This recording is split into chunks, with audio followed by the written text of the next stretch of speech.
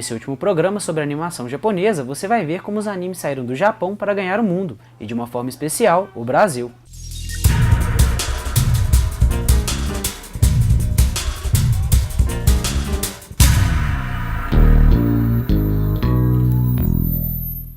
As animações japonesas fizeram tanto sucesso que passaram a lançar tendências aqui no ocidente. Nessa leva surgiram algumas séries como Avatar e Power Rangers, e a influência foi tanta que alguns desenhos daqui chegaram até a ser animados lá, no Japão. Normalmente quando a gente fala anime, a gente fala animação japonesa.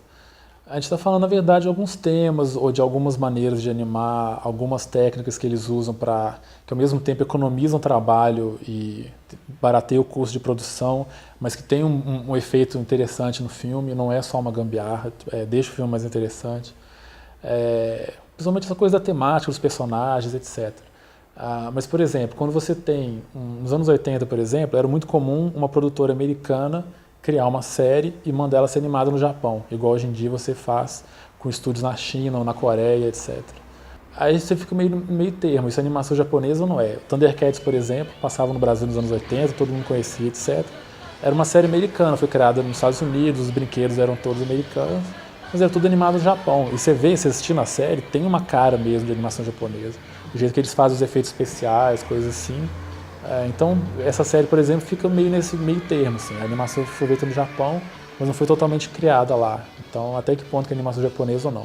Hoje em dia também você tem países ocidentais que fazem filmes de animação inspirados em desenhos japoneses. Então, também, você bate o olho, você parece um anime, só que não foi feito no Japão. Hoje em dia já se fala em anime americano, anime canadense, anime francês, anime brasileiro. Então, vai ficando meio complicado o que é realmente anime. Não basta ser uma animação feita no Japão. Tem uma série de características próprias, algumas animações japonesas que fizeram mais sucesso no Ocidente, é isso que a gente chama de anime. O Power Rangers é um caso de sucesso estranho. Eu vi uma entrevista outro dia com um cara que ele trabalhava no estúdio que recusou o Power Rangers e depois ele se arrependeu amargamente. Porque era uma ideia meio ruim, você pegar um seriado de super-herói japonês e adaptar para o mercado americano. Eles pegavam as cenas de luta com os monstros, explosões, etc., que já estavam prontas, e filmavam ceninhas com os atores americanos, aquela coisa, no colégio, quem vai paquerar quem, etc., e misturar as duas coisas. E a maioria das pessoas nos Estados Unidos não via futuro nenhum nisso. E, eventualmente eles conseguiram vender isso, não sei se foi para Fox Kids ou para Nickelodeon, um canal grande desse, apostou e foi um sucesso inacreditável. Assim. Foi uma época, principalmente no começo dos anos 90, o mercado americano começou a ficar um pouco mais humilde nesse sentido e começou a aceitar melhor a animação japonesa e os seriados também. Ou até também por um pouco de medo de concorrência. Por exemplo, os filmes do estúdio Ghibli, que é o do Miyazaki, para mim é um dos maiores animadores da história do Japão, se não for o maior. Apesar do Tezuka ser mais influente, o Miyazaki acho que realmente ele chega num nível que não tem ninguém igual a ele no mundo. Assim. Os filmes do Miyazaki eram distribuídos pela Disney. Ou melhor, a Disney comprava os direitos dos filmes do Miyazaki e não distribuía os filmes, porque eles não queriam concorrência. Então, durante muitos anos, a Disney comprava os filmes do estúdio Ghibli, comprava os direitos de distribuição nos Estados Unidos e segurava os filmes, ou por falta de interesse, ou porque eles achavam que ninguém ia gostar dos filmes, etc. Mas eles compravam os direitos também para garantir que ninguém fosse apostar, porque vai que dá certo. E eventualmente eles viram que estava dando certo. Hoje em dia é mais comum você ver os filmes do Miyazaki sendo lançados nos Estados Unidos. Às vezes com uma dublagem horrível, às vezes eles mudam a história, às vezes eles enfiam uma narração onde não era para ter. Mas enfim, os filmes são lançados e muita gente conhece. Agora está até lançando em Blu-ray todos os filmes dele nos Estados Unidos, porque realmente já tem um mercado muito forte. Inclusive, por causa da Disney começar a distribuir os filmes lá, eles começaram a sair no Brasil também. Então, hoje em dia, muita gente conhece A Viagem de Chihiro, O Castelo Animado, esses filmes mais recentes dele.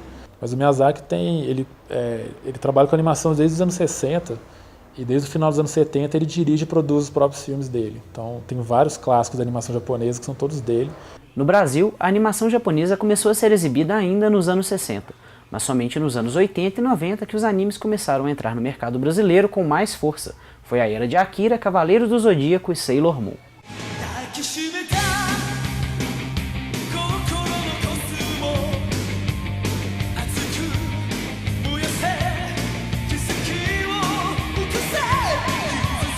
Então, eu comecei a assistir anime, creio eu, em 1994, porque uma amiga da escolinha havia me apresentado Kamen Rider Black, que era um tokusatsu, que é o tipo de série japonesa de aventura que passava na extinta TV Manchete. E logo depois estava sendo exibido Cavaleiros do Zodíaco, que foi um dos primeiros animes de grande porte assim, e repercussão a virem para o Brasil.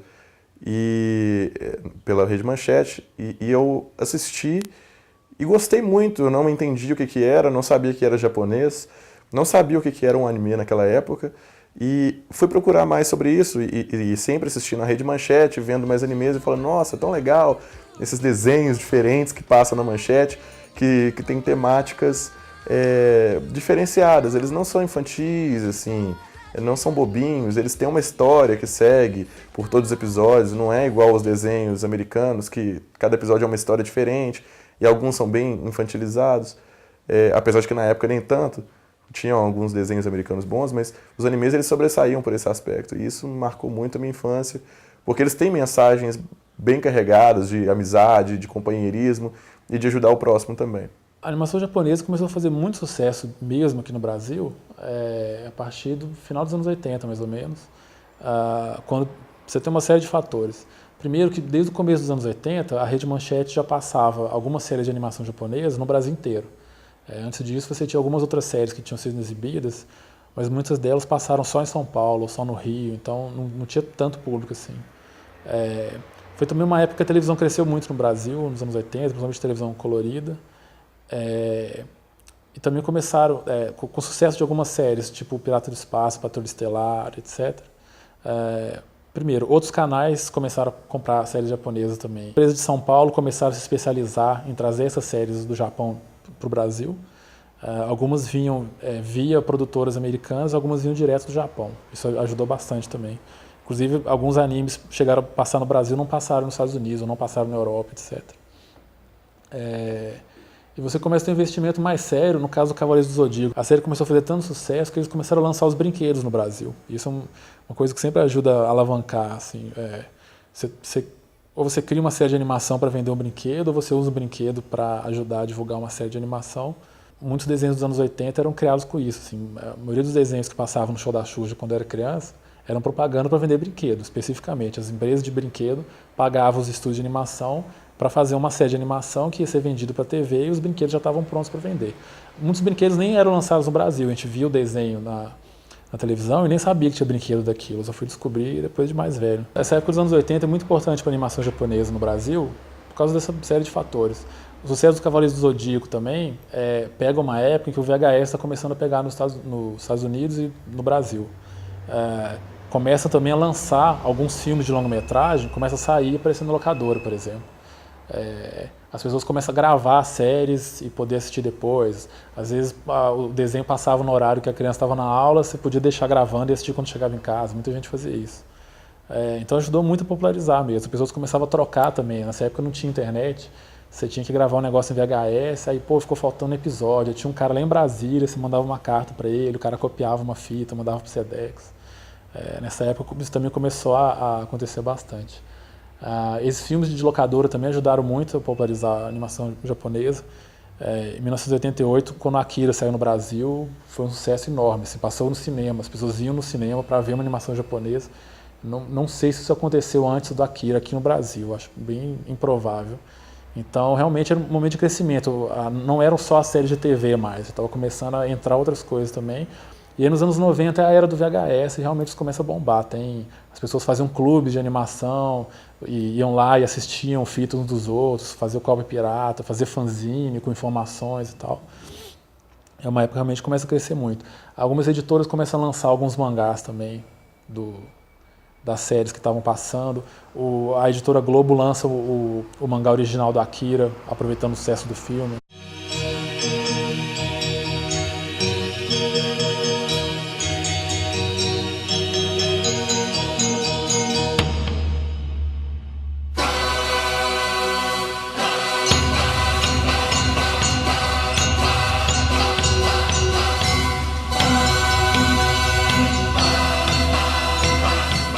Então, realmente, dessa época começa a crescer muito e nunca mais parou, assim. Começa a ter revistas, aí depois começa a ter BBS, internet. Hoje em dia, você entra na internet, tá todo mundo lá, assim, todo mundo trocando coisa. Hoje em dia você já tem... Os fãs pegam coisas que não saíram no Brasil e fazem a legenda em português eles mesmos e tal. Então, essa mesma cultura que começou a crescer nos anos 80 e 90 está viva hoje em dia na internet, é o mesmo esquema. O anime, como uma forma de mercado, ele ainda é visto como uma coisa infantilizada pelos produtores, creio eu, pois são trazidos animes mais infantis ou então censurados. E isso tira um pouco do critério que tem, então a internet acaba ficando em primeiro plano para quem realmente gosta de anime e procura títulos mais obscuros, que tenham temáticas mais adultas e tenha essa visão de mundo diferente do mercado. Além dos animes, fizeram muito sucesso no Brasil os tokusatsus, aquelas séries com robôs gigantes e monstros, como Ultraman e Jaspion.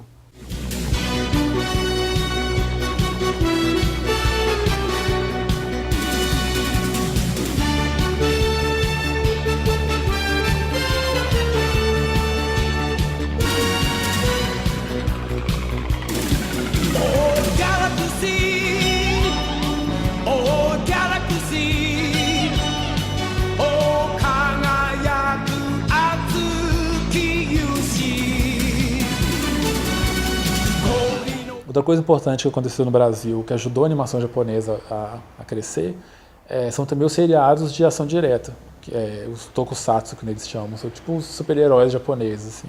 Em 1966, já tinha o National Kid, né, aqui no Brasil. Na época dos meus pais, eles já assistiam. E sempre em algum canal estava passando alguma coisa. Tinha um programa antigamente, era muito popular nos anos 60, 70, que era o Capitão Asa. Foi um dos pioneiros desses programas japoneses aqui no Brasil. Ele passava tanto séries de heróis como alguns da série do Ultraman passavam no Capitão Asa também, antes de ir para o SBT. E ele passava alguns desenhos também, principalmente o Robô Gigante, que era uma série bem... Foi uma das primeiras animações dos robôs gigantes que teve.